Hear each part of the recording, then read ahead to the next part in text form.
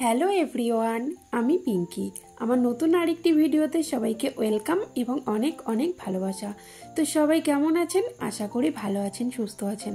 আর আমরাও মোটামুটি ভালো আছি। যেহেতু অসহ্য পালন করে উঠলাম, একটু ঠান্ডা জ্বর হয়েছে, এই আর কি, তেমন কিছুই না।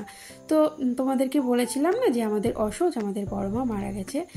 তার জন্য বড়মা তো এখানে থাকতেন না, ব্যারাকপুরে থাকতেন। তো ওনারা এই আমাদের বাড়ি থেকে এখন ব্যারাকপুরে চলে গেছিলেন, ওখানেই।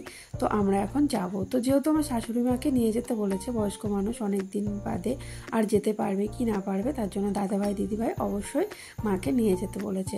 তো যাই হোক, ওনাকে নিয়েই বেরোবো বলে একটু সকাল সকাল বেরিয়েছি। যেহেতু সকালে ভিডিও বানাতে পারিনি, কারণ যেহেতু একটু ব্যস্ততার মধ্যে দিয়ে চলে এসেছি স্টেশনে এসেই তোমাদের সঙ্গে দেখা হচ্ছে বা আমরা ভিডিওটা বানাচ্ছি।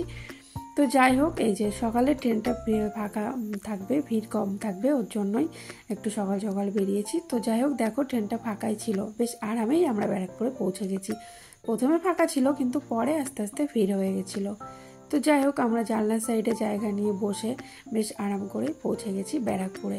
তো চলো, আমরা পৌঁছে গেছি। দেখো ব্যারাকপুর স্টেশনটা কি ভালো লাগছে। যাই হোক, আমরা 9টা-10টার দিকে পৌঁছে গেছি ওখানে, যেহেতু দিদিভাই বলেছিল এখানে এসে টিফিন করতে। আমরা যেহেতু বাড়িতে তেল মশলা জাতীয় কোনো খাবার দাবার খেতে পারছিলাম না, তো যাই হোক দিদিভাই বলেছিল অনুষ্ঠানের দিন সকাল সকাল আমাদেরকে চলে আসতে। আবার বাড়িতে ফিরতে হবে, যেহেতু বাড়িতে তালা দিয়ে রেখে এসেছি, রাত্রে তো বাড়িতে ফিরতেই হবে, তার জন্য সকাল সকাল এসছি, আবার সকাল সকাল বাড়ির দিকে রওনা দেব। তো যাই হোক, আমরা পৌঁছে গেছি স্টেশন থেকে 2-1 মিনিটের হাঁটা পথেই। তো যাই হোক, এই যে সবাই গল্প করছে, সবাই এসেছিলো, অনেক দিন বাদে দেখা হয়েছে। তো কেউ গল্প করছে, কেউ টিভি দেখছে, আর ভিডিওটি করছিল আমার ছেলে। তো ও বসেছিল ফোন নিয়ে, যাই হোক একটু ভিডিও বানিয়ে দিয়েছে, এই আর কি। তো সেটাই তোমাদের সঙ্গে শেয়ার করতে পারছি। তো কিছুক্ষণ বসে থাকার পর, আর প্রথমে এসেই আমরা টিফিন করে নিয়েছি। টিফিনে ছিল আলুর তরকারি আর লুচি, সেটা দিয়ে টিফিন করে তারপর বসে গল্প করছিলাম। তারপর ভাবলাম যে যাই, চলো কী কী রান্না হচ্ছে তোমাদের সঙ্গে একটু শেয়ার করি। তো আমি আর ছেলে চলে এসেছিলাম ছাদে। তো যাই হোক, দিদিভাইরা আর বাইরে আলাদা লজ ভাড়া করেনি, দিদিভাইদের বাড়িতেই, যেহেতু 3তলাতে এই যে রান্নাবান্না হয়েছে, আর 4তলাতে খাওয়া দাওয়াটা দিয়েছে, তার জন্য আর আলাদা করে প্যান্ডেল বা যে লজ কিছুই ভাড়া করা লাগেনি। তো যাই হোক, আমরা 3তলায় চলে গেছিলাম, গিয়ে এই যে কী কী রান্না হচ্ছে সেগুলো দেখে এসেছি। আর এই যে দিদিভাই আমাকে একটু কাজ দিল, যেটা হলো এই ভাত খাবারগুলো একটুখানি গুছিয়ে দিতে।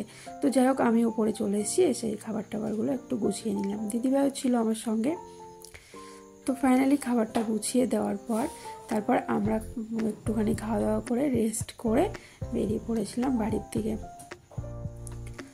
তো প্রচণ্ড গরম ছিল, আর এই গরমের মধ্যে গেছি, তো একটু ঠান্ডা গরম লেগে গেছে। তো বাড়িতে এসে তোমাদের সঙ্গে আর কিছু ভিডিও শেয়ার করতে পারিনি, তো রাস্তায় যেটুকু করেছিলাম সেটুকুই শেয়ার করলাম।